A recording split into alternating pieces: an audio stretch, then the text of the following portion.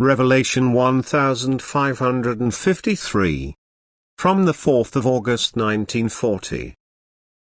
Divine love. Greatest gift of grace. Not do I give to you as the world gives.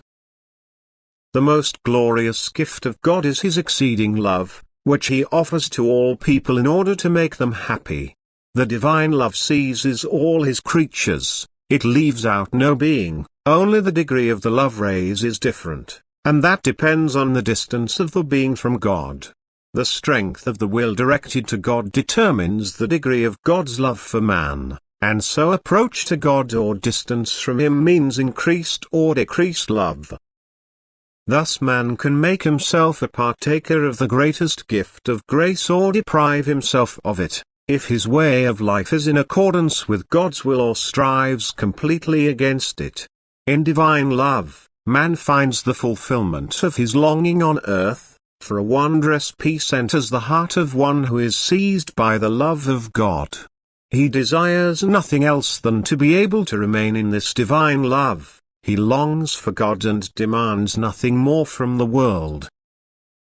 God's love expresses itself in such a way that man always desires God more and more. The divine love therefore also ignites the ardor of love for God in the heart of man. Not do I give to you as the world gives. It is a different fulfillment that makes man happy. Man no longer longs for earthly joys, but his desire is purely spiritual and also the fulfillment of it.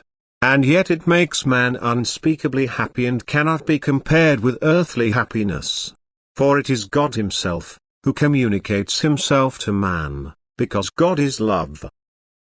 To be made happy by God's love means to be allowed to carry Him in oneself, and therefore man should strive to always only do what divine love earns him, since this guarantees him the most blissful state.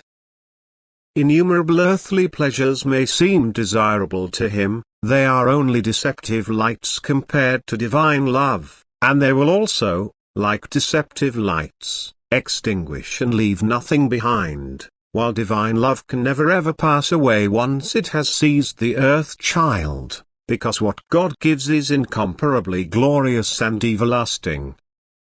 Amen.